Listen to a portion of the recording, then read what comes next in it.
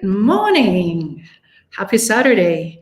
Welcome to Leadership Edge as we navigate the future with this executive roundtable. We're super excited to have opportunity to interact with all of you that are showing up during our live. We're live on LinkedIn, Facebook, YouTube, and we cannot wait to hear from all of you that are joining us, from where you're joining us, what questions you may have, and comments. But before we deep dive, I just really want you to understand why we are actually focusing so much on this leadership edge. And I'm sure Larae can also attest how important it is to have business leaders to understand what takes to be competitive, what's competitive advantage in terms of leadership, innovation, but also planning and leading organizations, talent, and teams ahead. And we have some really clever acronym here for everybody that it's so easy to understand, which revolves around empathy, diversity, growth, and excellence. But before we go into any further discussion, I would love to take this opportunity to introduce you to who we are and what we're all about. So let's start first with Larae. Larae, could you please tell us a little bit about your background and how you became subject matter expert in emotional intelligence as well as mental toughness? Thank you, Izabela. It is a privilege to be here. My name is Larae Kwai. And I was born and raised on a remote cattle ranch in the middle of Wyoming. And that is actually where I learned a lot of my survival skills that I would later need as an FBI agent. After 20 some odd years, excuse me, as an undercover and counterintelligence agent, I became a spokesperson for the FBI in Northern California. And although the job description had changed, I used the same set of communication skills to present a compelling message and positive image of the FBI. I was actually pursuing a graduate degree in organizational communication at Arizona State University before being recruited by the FBI. And I also completed graduate studies at San Francisco Theological Seminary. What amazing background, and also what you are able to do after joining FBI and having tremendous career for 24 years. You also been featured and spoke at so many different platforms, from Wall Street Journal, New York Times. But more than anything, obviously, you published also great 2 books that really encapsulate some of that amazing knowledge, which we will get in a second. And I just want to quickly, briefly introduce myself for everybody that still don't know me. I'm Izabela Lundberg. I'm a founder and CEO of the Legacy Leader Institute.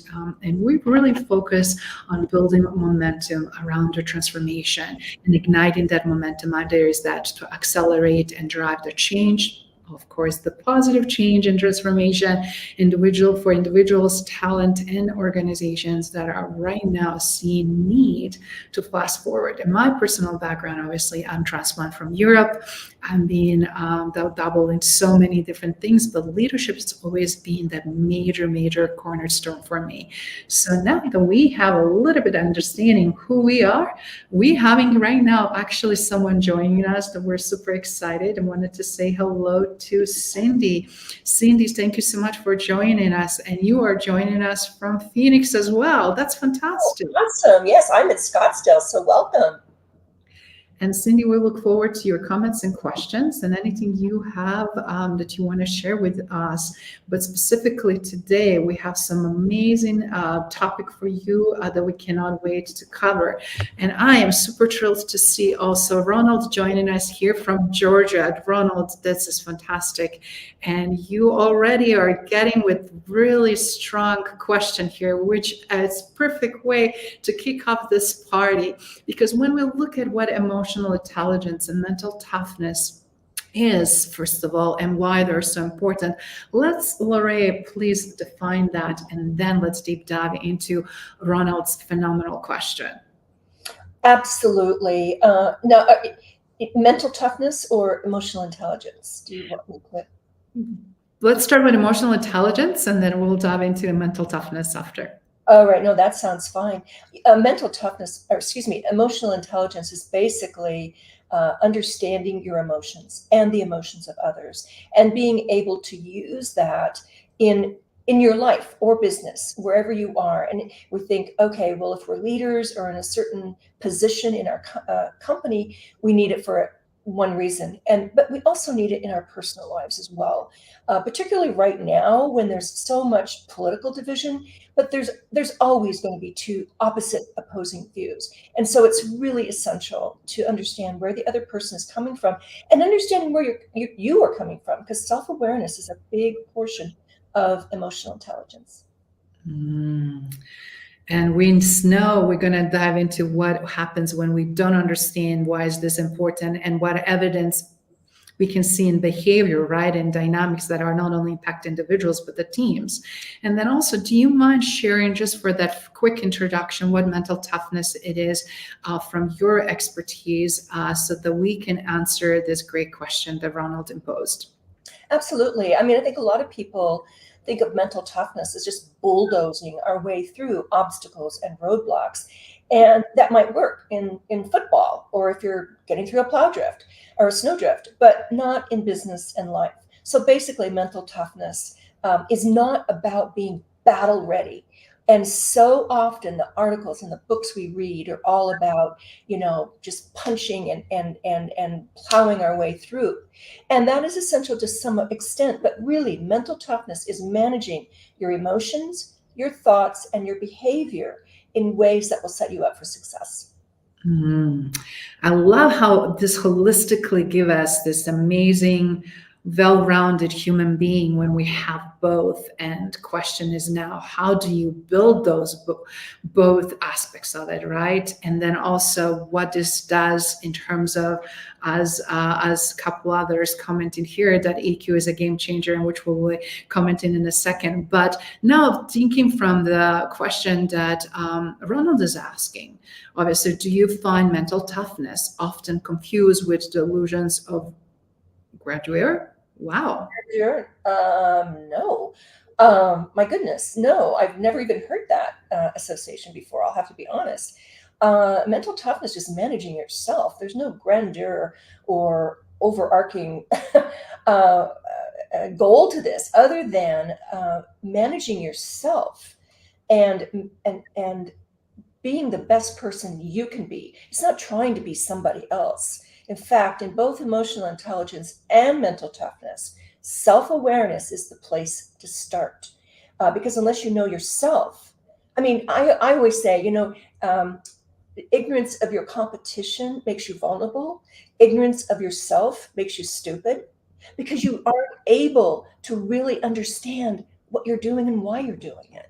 So unless you kind of get a handle on who you are and you're comfortable with who you are, and we all have good, bad, and ugly. I mean, that's like one of the first things to understand about ourselves. And so, but self-awareness is understanding that and understanding where your strengths are and where your weaknesses are, because you want to manage your weaknesses, but you want to grow your strengths. Mm-hmm. And it's really good also the point here when we're seeing not only in the comment, but what you just said, Larae, that a lot of times it's like, how do we are perceived and versus how somebody else is perceiving us. And then also what other things that we should quote unquote do. So do you mind addressing that? And we can also just I'll echo here that Dario mentioned that EQ is a game changer, and I cannot agree more. And specifically, given the audience, obviously, it's a different for male and female dynamics, right? And it's also specifically as we addressing these topics here. Do you mind addressing how do you see the parallel and deep dive in emotional intelligence in the segment that we are deep diving already in? Sure. I will just start off with how it affected me in my job as an FBI agent, because the first thing I learned when I became an agent was that I'd need to be emotionally intelligent if I wanted to live long enough to spend my retirement pension. I mean, agents who are emotionally intelligent have the ability to read the emotions of others before a gun is drawn or a fist is thrown their way. They also develop, as I mentioned earlier, the self-awareness, so they can predict their own response when confronted with the unknown. And all of us need to understand how we can predict our response rather than simply react to something that happens in our life. In other words, you have to know how to handle sticky situations. And that is something we all face, whether you're whether you're a leader or a parent or whoever you are. And emotional intelligence will help you respond, as I mentioned, rather than react.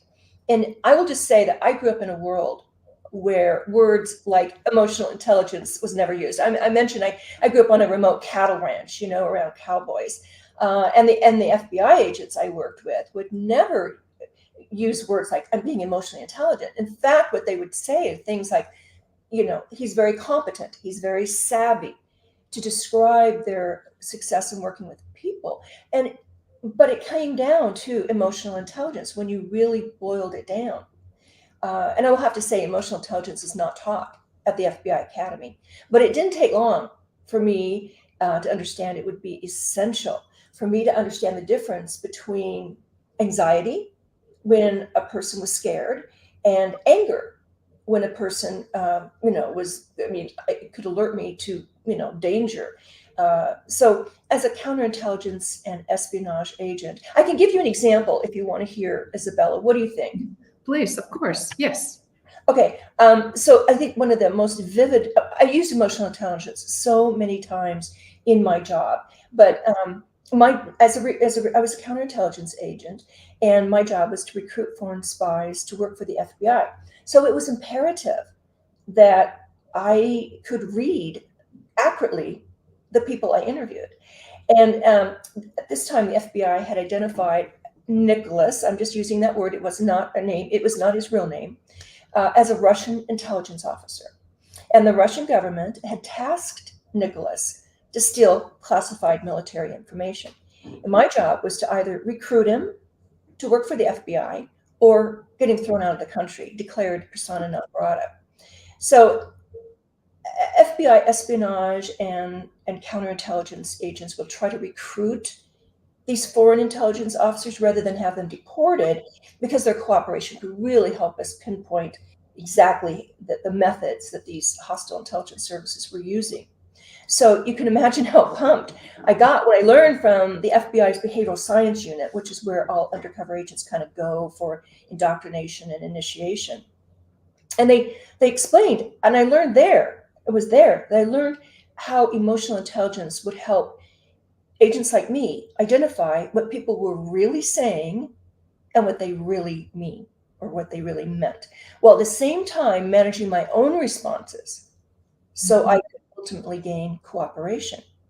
So I'm just going to throw this out. You may never have to interview a foreign spy or sit next to him. We might, who knows? Changing. Well, let me just say that the techniques used by teenagers, terrorists, and ex-spouses are all the same. The key is to properly identify what they're saying and what they really mean, while at the same time controlling your own emotions and reactions so you can get cooperation.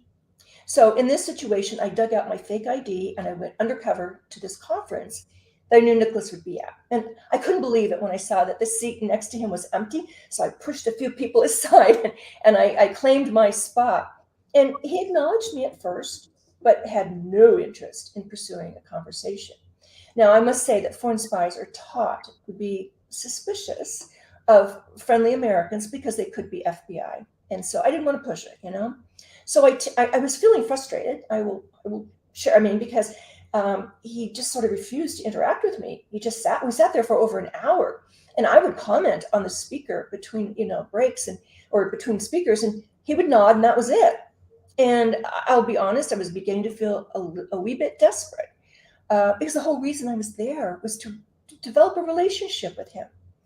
And so I couldn't help but noticing that he was doodling on the handouts we were given, and when he should have been taking notes, because this was a high-level briefing on nanotechnology, which has a very cutting-edge military application. So during the longer break, he didn't get up. Everybody else did to kind of mingle. He didn't, so I didn't either. But I leaned over and I told him, I can't help but notice your cartoon doodles, and they're very good. And he did respond to this. And then sort of just volunteered that he drew cartoons, and he sent them home to his 6-year-old son, who was, and I asked him where he was. He said he's still in Moscow. And this was a gold mine for me, because he had touched upon something that meant something to him, right? And so, and as Nicholas talked about his son, I mirrored his expressions of joy and pride and love. And he was being honest with me, and I wanted to keep him talking so we could create rapport.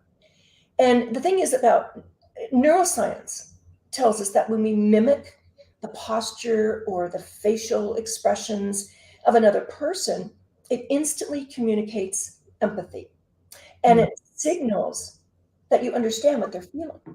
And that's because mirror neurons in your brain fire when you see an emotion you're feeling expressed in another person's face. He raised his eyebrows for a split second, so I did the same thing. It's kind of called an eyebrow flash. You just raise your eyebrows. You can't really see my bangs too much, but you raise your eyebrows. And it's a signal that we acknowledge the other person and we don't find them threatening.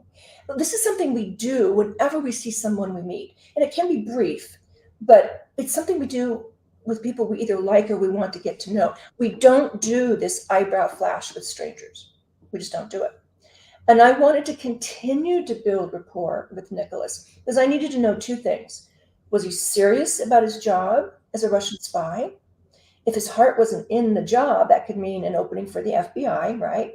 And second, what were his values? I mean, what made him tick? That's what I really needed to know. So I wanted to keep him talking, right?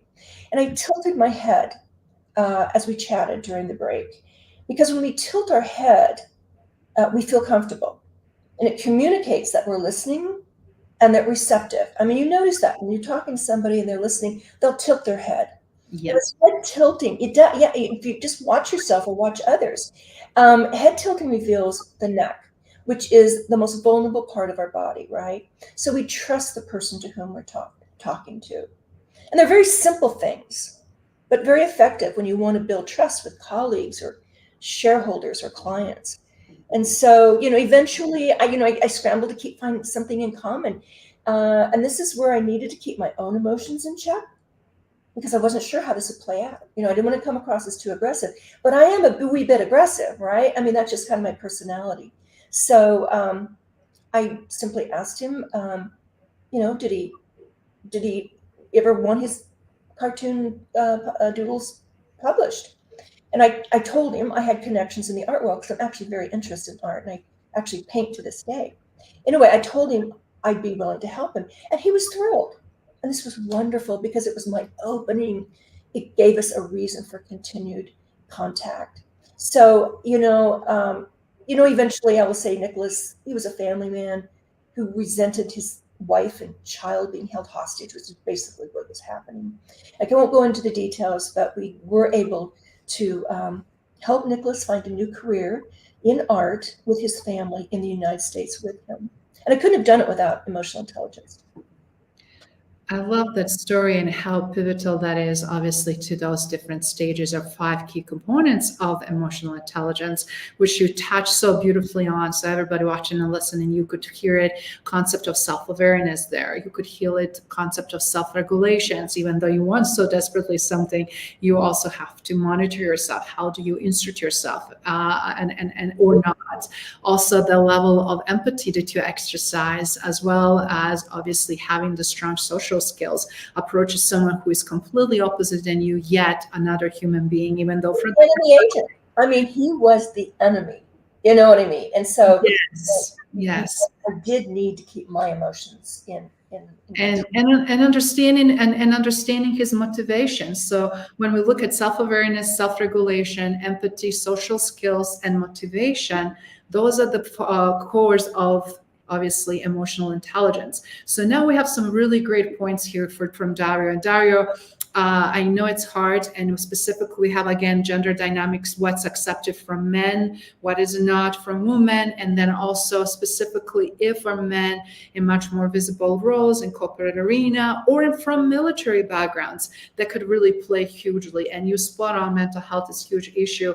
And guess what? Our topic for next Saturday will be all focused on mental health and deep dive into that. But we'll touch briefly on this as well as we define differences between intelligence and specifically emotional intelligence. Larae, do you want to first go with that before I add a few things, please?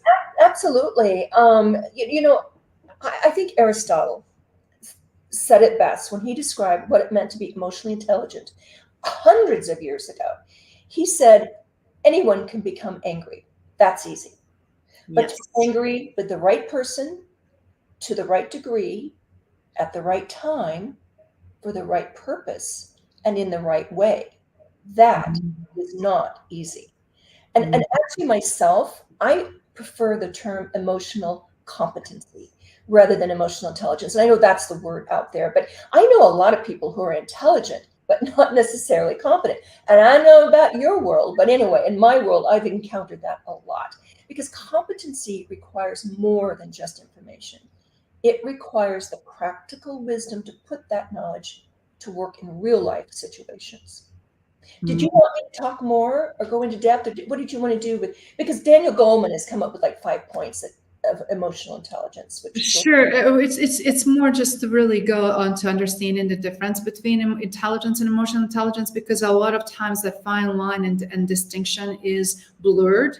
And then, as Roland pointed out, which I love also his question, can be emotional intelligence learned, or is this something that we are born with and can be developed? So it would be great to really understand that. And thank you, Cindy, for your comment here that you find in this conversation fascinating. We really appreciate your participation as well, Ron, Darius, and everybody else. So please, Larae, share your perspective. Well, absolutely. Again, growing up on a cattle ranch, I was very remote. I was very isolated. I learned how to communicate with horses and dogs and cattle before I did with people. So I will say this: emotional intelligence is something you can definitely learn. It's not something. Mental toughness is something you can learn, but it takes intentionality. We have to be intentional about the way we go about collecting information and reading other people, connecting with other people. And it's not, the thing is, a lot of times people think like something like empathy, they think it's touchy-feely. And believe me, if I were to use the word empathy with the cowboys I grew up with or the FBI agents I worked with, I mean, empathy that word would not resonate. So it's not about being touchy-feely, and it's not about being sympathetic. It's not about feeling what another person is feeling. It's about recognizing and understanding what that other person is feeling. You don't have to take that on yourself. You just need to understand where that other person is coming from. Excellent. And for quick reference, also what we were just touching on, for me also growing up and being exposed to the war, and as so many veterans being exposed in the military, it's a lot of times you really don't understand level of danger till you are in it, right? And then you are so like dog hunt, so focused on that smell, the taste, the sensory overload, to really understand things beyond that verbal. You pick up things energetically before even any shift and change happens physically or emotionally, so that you can truly know that your life depends on any move you make or reaction or action, tone of your voice, gestures. If you show the fear, a lot of times I remember fear was the last thing I wanted to show, even though I might feel it, but I would tap into, it's like from intelligence standpoint, from intellect, I understood what's going on, the power dynamics, and then one wrong move, I'm dead, right? On the other hand, from emotional standpoint and emotional intelligence, it's like, okay, how do I minimize this power play? How do I neutralize and make myself less threat than maybe that it's appearing at the moment? So And I love here also seeing the comments here, as well as Bill's. Bill's, thank you so much for joining us. It's so great to see you, my friend. Great conversation. What are deliberate steps to grow in emotional intelligence? Please, if you can address that as well.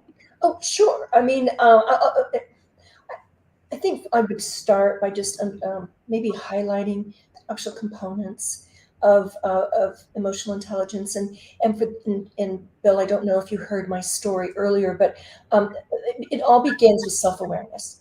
I mean, emotional intelligence, that's where the hard work begins. And sometimes it's not pleasant because we do have to recognize the good, the bad, and the ugly. I mean, we all have those components in us, right?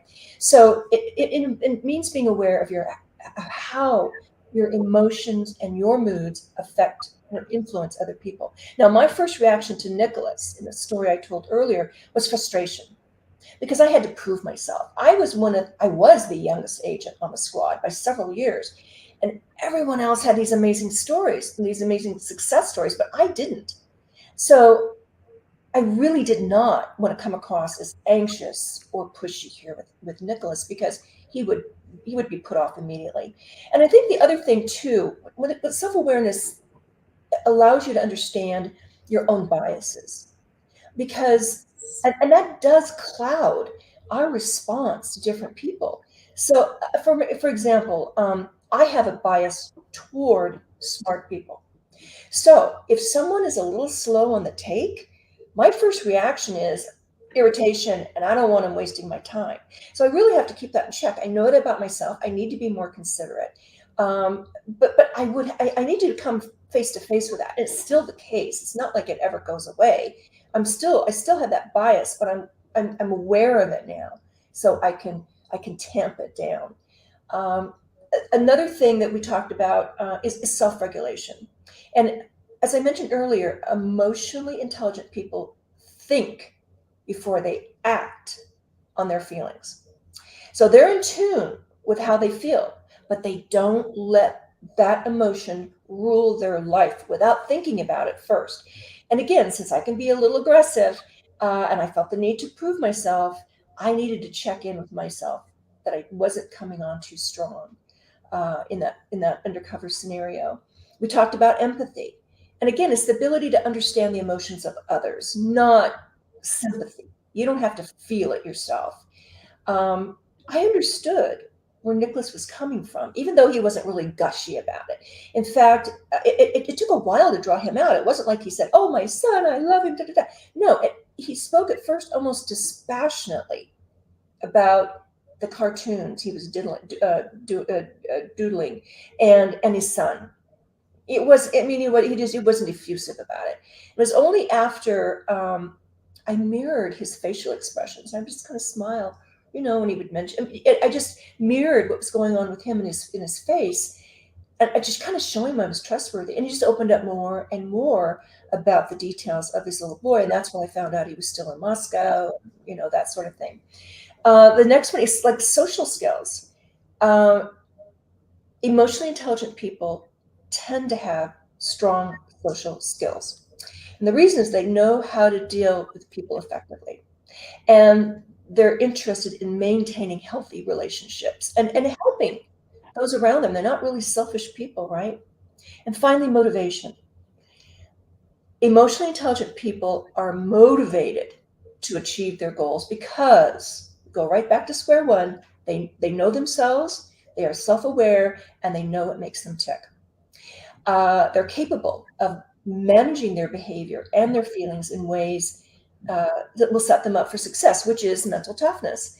And like I said, I was motivated to recruit this guy to work for the United States government because I was motivated to show my colleagues I could compete in their lane. So when we know what drives us, when we have clarity on that, we're better able to make choices that will bring us closer to our goals. I don't know.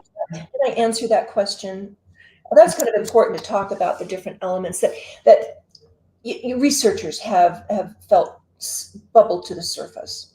Brilliant. And then we have again here, Breen, it's joining us as well. Thank you so much. Great to see you, my friend. Wonderful comments, as well as opportunity to really exchange ideas. We have also a great comment here from Dario, when also he's pointing out some of the things that he's seen, and also opportunity that obviously he did not had a chance to learn in school or in college, and then that most likely of these practices obviously do definitely matter, and we can definitely second that. That's a great insight, Dario, and excellent points. Yes. And we definitely do have a lot of authors, and actually we are having an author that you're speaking right now beside Goldman and Dr. Bradbury. Obviously, Larae is published author with 2 phenomenal books, which we'll definitely make sure, Dario, you get links and hands on that. But what's really good to really keep in mind is now how this translates into leadership, right? Where the things are, where we're stuck right now, why we're talking about this, why we also want to talk about from very different perspective, because there's so much buzz and so much noise out there, but what really, it's a huge game changer, right? We're seeing horrible statistics. So fortunately, they're not in clues. They're not really from evidence, data, behaviors in current times, not really complementary, fortunately, or in superlative, because where we see where the gaps are, right? So how is that affecting performance? How is it affecting also team members and team dynamics in working environments? How is it affecting also for someone to be able to be productive, to be promoted, to be able to progress in their career, as well as also be able to move forward to higher not only positions, but also more responsibilities, so they can juggle that without having reverse side effects, right? So we're going to be definitely, thank you, Daria. We're going to be definitely looking into that. And as you pointed out, yes, it's important to really understand emotions. But empathy seems like it's one that is quite a bit lagging and lacking, right, statistically. So what can we do now from the leadership points to improve communication and exchange these team dynamics, Larae, from your perspective? Mm-hmm. Well, in the corporate world, you just can't escape working with people. I mean, that's just the reality of it. And whether empathy or emotional intelligence, any of those categories I mentioned earlier, allow you to recognize and accurately interpret what's going on with your colleagues, employees, clients, whatever. And as a leader, they need to excel at handling conflict. And the need for this just grows as it becomes more important. The higher you climb the ladder of success. I mean, can you tell if a member is frustrated? Are they angry? Sometimes they come across a little bit the same way.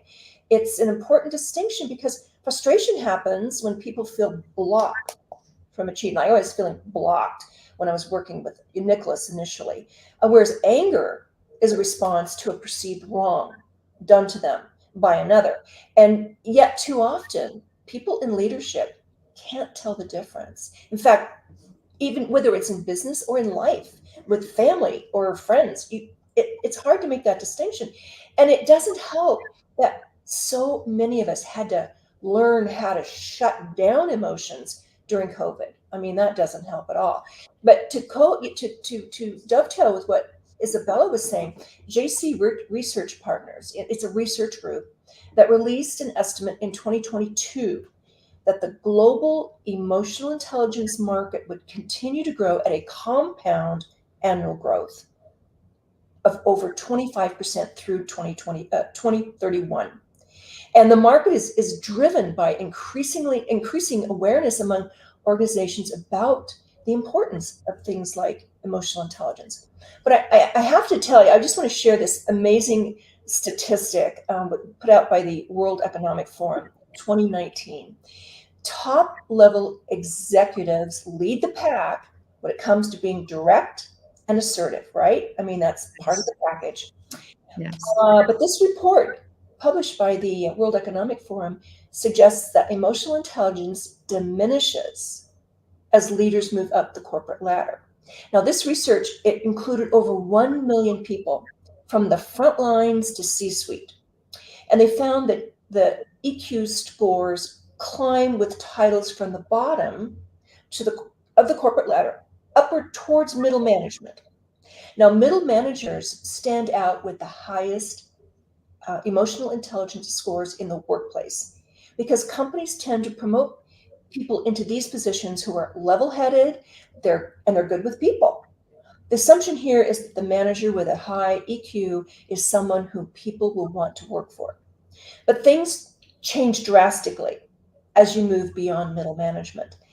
Now, the emotional intelligence scores from this World Economic Forum article, and I can forward that to you, indicate a decline as people move above middle management, with CEOs having the lowest emotional intelligence scores in the workplace. Now, leaders are often promoted because of their knowledge and their tenure, rather than their skill in inspiring others to excel. But companies are just selling themselves short by selecting people who aren't well-rounded enough, really, to perform at the highest levels for the long term. And again, Izabela's stats that she shared on LinkedIn are a startling reminder of that. Because once leaders get promoted, they enter an environment that tends to erode the need for emotional intelligence. They spend less time in meaningful interactions with their staff and lose sight of how their emotional states impact around them. And it's so easy to get out of touch that leaders' emotional intelligence levels sink further. It is truly sort of lonely at the top. Such an excellent points and statistics, and I just wanted to expand. And I agree ditto with Bill, Dario, Breen, and others in their comments. Thank you so much for, again, participation, sharing such a great insights as well, great questions.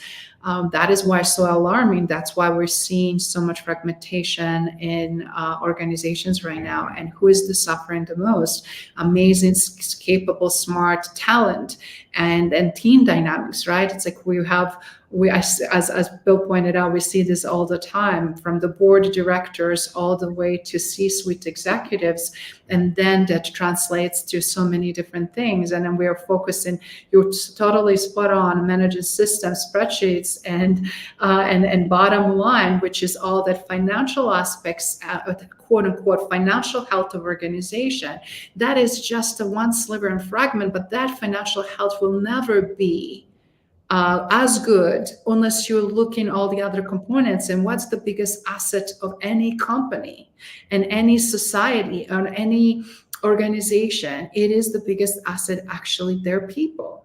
Because technology, no matter how amazing and great it is, if it's not leveraged, utilized correctly, it's absolutely it's going to never be utilized in a way that has opportunity, capacity to do that. So I just wanted to, again, echo everybody. Thank you so much, Bill.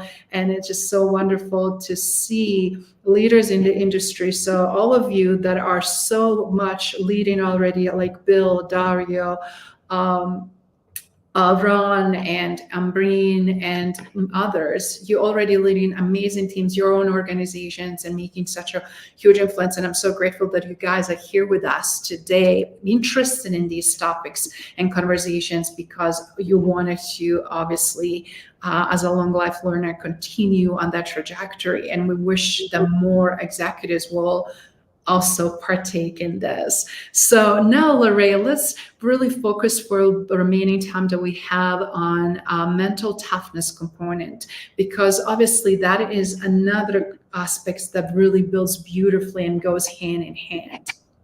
Absolutely. And again, my journey with mental toughness began at an early age on that remote cattle ranch in Wyoming. It was a very rough upbringing, but me and my family were responsible for the lives of hundreds of head of livestock, and year round. And there's just not a lot of room for excuses. My dad did not tolerate whips. And then 5 months at the FBI Academy, where grit, determination, and positive thinking were needed to get me through. So, one thing I learned in the FBI is that while theories are nice, evidence is always better. And I've actually developed a mental toughness assessment that's been validated by the Arizona State University's clinical psychology department. It's free, and you can find it on my website.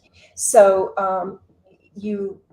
please feel free to go back and take a look at that.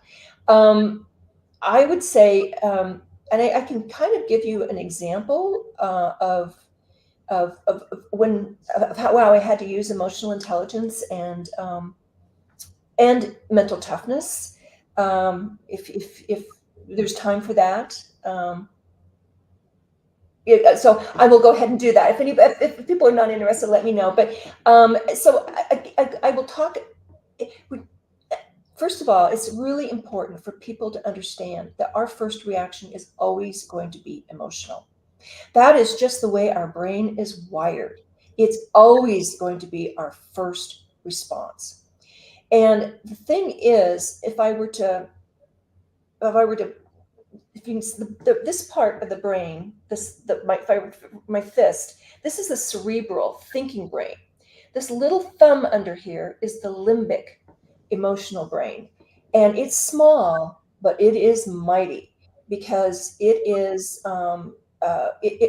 the thing about this small emotional brain, it can hijack the slower thinking cerebral brain. So since we're always emotional, that'll always be our first reaction.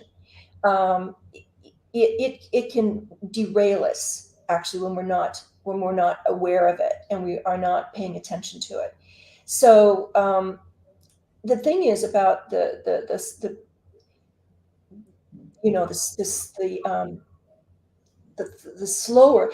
cerebral brain is slower, and they think in a different way. So when we're talking about the thinking brain really considers the emotional brain a pain in the butt.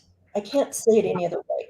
It doesn't have time for something as touchy-feely as empathy. I'm just going to be blunt. I was trying to think of how to say this, but it doesn't relate to empathy. It doesn't understand. But the problem comes in is that empathy is the only language that this emotional brain understands. And as inconvenient as it sounds, it's important to understand that emotional brain, it's not going to respond with words or spreadsheets or logic or numbers. It only responds to feelings. So until those two work together, nothing will get done. So in a way, while the emotional limbic system may be the one in the driver's seat, it's the thinking brain that's the one with the map. So the two brains really need to think together. So I'm going to use that illustration before I talk about that example, before I talk about it was my first arrest. That was in Scottsdale, Arizona. And that is when I had to get these two brains working together. So a man was under surveillance, he was suspected, he was wanted in an extortion case, and was considered armed and dangerous. I was a rookie. So my training agent, I'd only been out of the academy 2 weeks. So my training agent took me along to observe only, because the FBI SWAT team was going to make the actual arrest. And he was on a busy road, and the plan was to surround him with unmarked FBI vehicles and then arrest him at the first stoplight. All right, that was the plan.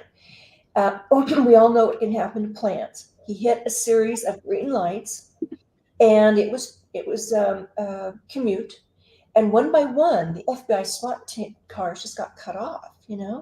I was in the passenger seat with the case agent, Ron, and he was determined not to lose him, so he was on his bumper the whole way. And I just got back, and I kept looking for the SWAT cars. I'm going, Ron, they're not there. They got cut off. And Ron pulled up right next to this suspect's car at the first red light we hit. And in that split second, I knew I was going to have to be the one to step out of the car and make the arrest, where I was supposed to be just the observer, right? So my little limbic brain was sputtering with fear. I mean, I was scared to death. My emotional brain was in overdrive, and it ran through everything that could go wrong. And at that time, it seemed like a very long list. I didn't really realize it at the time. I knew I had to get a control of my emotions. In essence, what I had to do is get the two brains working together, what I was just describing. So I just knew there was no way I could pull a guy. I mean, this guy was like 300 pounds. His stomach was pushed up against the steering wheel. And I knew there'd be no way I, actually pull him out and throw him to the ground and slap on handcuffs like we were taught in the academy, right? I'd have to surprise him. So research has told us positive thinking is very important. But to be effective in a situation like this, when you're really confronted with something that's, just really piquing your emotions, you have to have 5 positive thoughts to counter each one negative thought. Wow. So I come up, and that's science. Barbara Fredrickson from Stanford is the one who first started with these statistics. But anyway, I needed to come up with 5 positive things. So I didn't really realize it at the time I needed 5, but I just kept rolling off. Okay, what is going right here in this situation? So the first thing I did is took off my FBI raid jacket, so he didn't know who I was, right? And I pulled, I had a sweater on, I pulled it over my gun to hide it. I'm tall and blonde, and I just don't resemble the stereotype FBI agent you see on TV and movies, right? He was like this far from me. I mean, he was right here. So I stepped out of the car and I just tapped on his window, and he looked up at me like, well, who are you? I kind of smiled and waved, and he kind of smiled and waved back. And then I gestured for him to roll down his window, which he did. And at that point, I just pulled my gun and advised him he was under arrest, FBI, and I told him to put his hands up. And his jaw just dropped, and his foot slipped off the clutch, and his car jerked into the intersection. And somewhere I heard a crash. I didn't know. My focus was on him. I was very focused. But he sat in the car with his hands held up, and I reached to open the door and order him out. By this time, the SWAT team members had arrived on the scene, and probably the crash was them back there trying to rush to the front. But they did everything they were supposed to do. They arrested him. It was fine. But the emotional brain here, the thing I really wanted, and I was trying to get this formulated for you in a logical way at the beginning of all this story, the emotional brain was correct in alerting me to the danger of the arrest. It was keeping me safe, because that's the brain's job, is to keep us safe. I mean, that's why the growls of a saber-toothed tiger back in the caveman days got more attention than the twerp of a songbird. That's its job, right? So the emotional brain was correct in alerting me to the danger of the arrest. But once the thinking brain acknowledged those emotions, right, it could take over and formulate a plan for the arrest. Brilliant. And I love how you walk us through, and then it's such a fascinating story. How do you face impossible and make it possible? How do you also now, with emotional intelligence, self-regulate, and all of those stages of it, but in the same time now bring that emotional toughness, mental toughness in equation, so that you can derive that and address, obviously, that danger. First of all, acknowledge your fear, and then tap into your resilience, tap into your confidence, and then stay focused, which you phenomenally did, and then adapt to situation.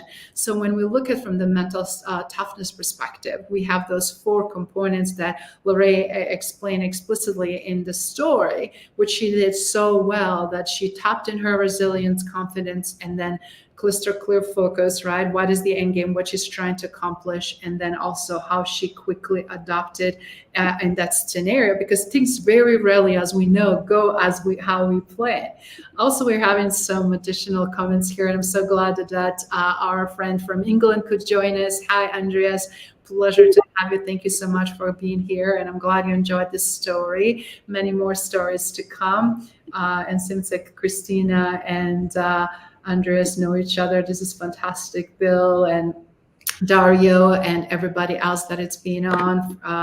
Ron, I just want to acknowledge also other guests that were with us. Cindy, thank you so much. And we really appreciate not only your comments, but as well as questions. So with focus on obviously now on the mental toughness and these 4 key attributes that you're so great at sharing. Could you please now merge these beautiful 2 aspects together? Because a lot of times, like, how does dance work, right, with EQ and emotional toughness itself, mental toughness, I'm sorry. No, and it's a good point, Izabela, and thank you for bringing that up, because resilience and mental toughness are 2 different things, but they also overlap. And the way that resilience overlaps with mental toughness is, first of all, self-awareness, because that's number 1 in both. Well, emotional intelligence and mental toughness. So, and resilience. I mean, all 3 of those. Self-awareness is always the place to start. And the second mutual component of all of those is positive thinking. And again, how important that is. And I have a online training program, which is called Secrets of a Strong Mind, but I've got a whole module on resilience, but it takes into account all the important facets. And of course, positive thinking is not just, positive thinking is believing you will prevail in your circumstances rather than believing your circumstances will change. So, I mean, as opposed to optimism. Optimism and positive thinking are 2 very different things, because optimists really do think things will change, and for the better. I mean, they're optimists, right? And I know a lot of friends who are wonderful optimists, but it's a struggle for them to go past, it'll all work out, it'll all work out, because sometimes it doesn't. And that's where you have to adapt and you have to change. So I will talk about, so emotionally, and a leader high in EQ is able to deliver constructive feedback in a way that's clear and actionable. They can recognize when someone's suffering and needs support, maybe not from them, or maybe, but I mean, they recognize it. That's the important thing. They can mediate a conflict between team members because they can acknowledge each other's feelings and guide them, and especially with remote work right now, it's so important that leaders can really understand where different team members are coming from, and so that they can kind of guide them towards a mutually beneficial, solution. And at the same time, mental toughness helps people maintain focus and emotional control when you're under stress. I mean, I think that when you really get down to it, that's when we lose it, when we're stressed. And that's really when we need it the most.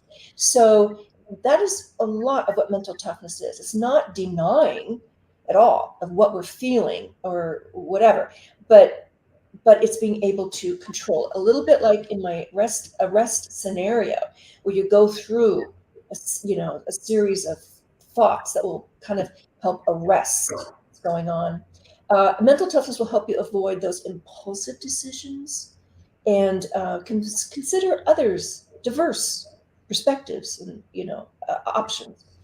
And I mean, those are the kinds of things that help meld together resilience, positive thinking, and emotional intelligence. I love that. And what's so beautiful for everybody, again, watching and listening, and everybody that it's been commenting, obviously, it's you are already not only leading, but also impacting others, right? And it's such a great way to really see how you handle things in all of these high pressure situations, how you define your leadership style, how do you show up no matter what, either as your personal, professional life, or in community for that sake, being that consistent in your posture and in your values, but then also really understand opportunity for improvement, right? It's like, because everybody act differently under pressure and maybe react in different situations, but also they get triggered, and understanding what those triggers are. And one of the things statistically that we're seeing right now, and this is why we're bringing this up to your attention, is how poor behavioral is around situations that we're dealing currently, where there's such a tremendous amount of change. and so much pressure that it's not even, necessarily addressing is like, how is this now with you when you have multiple things going on, or maybe 5 or 6 things that are happening at home, things that are happening at work, things that are happening with the boss, things that are happening with children, or whatever. And when you have so many of those levers pushed at the same time, how do you still show up that mentally tough, and then how do you also step back and recharge and rebuild, right? Yeah. No, absolutely. And the thing is, people who are emotionally intelligent, they move away from the rest of the pack, because it's an essential skill, not just in business, but in life. And we're talking about resilience, and there's a couple of components that bleed over to all 3 of these, whether it be mental toughness, resilience, or emotional intelligence. And first of all, I'll go back for just a minute. I think we have a couple of minutes left here. General George Casey, I think it was early, like 2008, 2009, something like that. He brought together a bunch of psychologists and neuroscientists together to help the U.S. Army address the challenges of the soldiers from PTSD, that because of the multiple deployments that they had gone through. And he asked them to devise a program to enhance resilience in this particular point. But it bleeds across the rest of our topics here. And they found 4 primary areas of interest. And number 1, and this is essential particularly for mental toughness and resilience, is that you have to believe in what you're doing. Your values must align with what you're doing. My first job was as a fashion buyer because I thought, oh, it's fun to dress up. Oh my God, I hated that job. I hated it because my values just weren't there. When I interviewed for the FBI, I found out internally FBI stands for fidelity, bravery, and integrity. Now, those were values I had learned on that remote cattle ranch in Wyoming. So it was a good fit. But first of all, you've got to believe in what you're doing. Second of all, you've got to have supportive relationships. Now, whether it's family anymore, family is sort of a movable feast, but whatever. People you consider close to you, colleagues, church groups, whatever. Supportive relationships are essential. The third thing is the right attitude. It's positive thinking. It's believing that you will prevail in your circumstances rather than expecting your circumstances to change, right? And finally, the 4th component was hope. Now, most people find hope through spiritual experiences. And we're not talking about religion necessarily. If it is religion, that's fine. But it's a form of spirituality. The realization that you're not your own God, right? That there is something or someone bigger, bolder, and better than you. It gives you hope. And I will say that war zones look different for all of us, right? Whether it's the loss of a loved one or a loss of a marriage or an unexpected pink slip or whatever. But we all get to decide whether we're the victim or the survivor. Excellent points, and so much, again, golden nuggets here. And as we're wrapping things up for this session, really, it's very important to be reminded, how do you really assess your own emotional intelligence, right? And luckily, there is a great assessment that's going to be available. We'll share the link that Larae created that is free for you to take and also really know where you're at. Or just simply be more aware of it, right? The other one is obviously to understanding best strategies that work for you to continue to be able to sustain yourself under, high pressure situations that now are everybody dealing with. And then how do you cope in a healthy way? So that, to Daria's point earlier, how is this affecting mental health so that people don't look at for alternatives and unsustainable and unhealthy coping mechanisms that will come either through anger or rage or addictions, violence, and so many other aspects of it, right? But it's also very important to find the balance, and if it's empathy at the core, so we can really maintain these boundaries. Like with what Larae was mentioning, I really feel like from perspective that I see, specifically when we're talking about C-suite executives, board of directors, and then middle management and everybody else across the board, It's so important if somebody doesn't know where your boundaries are to really make it sure and clear. Because a lot of times, because we think, oh, it's our boss or it's a boss of the boss, and that we're here for them, we just accept things, and as a result affects everything, very often negatively, if it's infringing on your time, or when you're not in the best mental state, if you already work 12, 14 hours, or if you're already dealing with such a high pressure deadline. So it's very important to also know how to communicate that and assert yourself in a way that you're effective, that you're well heard, but in the same time still showing up as authentic yourself and as a great leader, right? So some of the things I just want to quickly also point it out, that what we don't want to do are some don'ts and do's, right? And I know that Larae mentioned so many aspects of it, but quickly, if we could recap also just an overarching umbrella here, that it's very important. Self-awareness, as you mentioned, practicing self-awareness. And those are special cues, and it's too short in this session to tack on all of that, but we will definitely share some additional information and the link where you can engage with us, and we can cover that in the future workshops that we'll be putting together just for you. But also practicing self-awareness, building that strong relationships that she was talking about, like the way that feel genuine, to Andrine's comment here.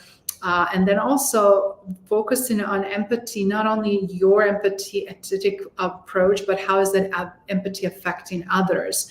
As Larae pointed out, you can see the cues and see where do you need a back off, where do you need a moderate, or where do you maybe need to insert it more.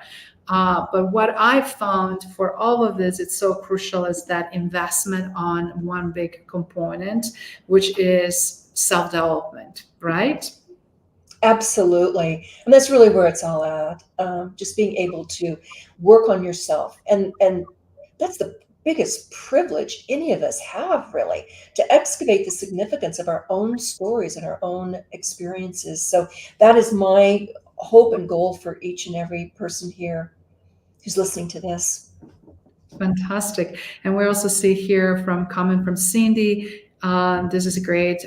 This application of this is so far-reaching. You're spot on. And I have to say, for someone who traveled, who lived in different countries, was exposed to different cultures, languages, who lost home, who dealt with losses of loved ones and identity and everything else, and had to start all over, I just didn't know how some of the things also we tapped into our own intuition, right? It's like when something doesn't feel right, when something is also unsettling, we need to really learn how to pay attention.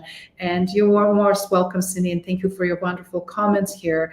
Also want to say thank you, Andrew, for also being here with us to hear. And then yes, aspects of that we need to really insert those self-beliefs. What do we believe? What language do we use when we talk about to ourselves? And then when we talk about ourselves to others, not obviously in egocentric or narcissistic way, but into truly genuine way. Do we practice self-love or don't, right? And I hope that everybody watching and listening now understand better the dance and importance, why we need to pay attention between emotional intelligence and mental toughness. So we're going to have a links here, and we wanted just to say a couple of things that are coming. We're super excited. Next week, please join us again. We'll be at same time on Saturday, September 21st. We will be tackling hot topic that really builds from here, which is obviously everything related, how to navigate the future as a leader, roundtable discussions that we're having, but with specific focus on well-being, focus on well-being, and specific around the mental health and leadership through the leadership lens. And anybody that is watching and listening that's interested to understand what Larae and are putting together in terms of workshops and more things that are coming that can truly be game changers and help us all individually, of course, but also as a teams and as a leaders to change those statistics that we shared earlier. You guys can check out our workshops. Thank you. Awesome. Izabela, thank you for putting this together. Izabela did all this, and she's amazing. So thank you. That was a team effort, but thank you again, Larae. Thank you, everyone. I'm just so grateful for all of you showing up. I just want to quickly share again. Andreas, great to have you. Cindy, absolutely love your participation. Great comments. Bill, you're amazing. I'm so glad you found time with your busy life and children and family to join us. Christina, it's absolutely wonderful to have you with us. And then, of course, we want to make sure we say thank you for Dario. Excellent participation, excellent questions. Ambreen, thank you again. She has a degree in psychology. She does her own podcast, and a lot of these topics are quite familiar, similar to her. She's joining us from Middle East, from Saudi Arabia. So it's wonderful to have you. And I have to say, I'm super thrilled that we also had a chance and opportunity to interact with Ron, because Ron, you've been amazing and great questions. So till next Saturday, looking forward to chatting with you all again. Thank you.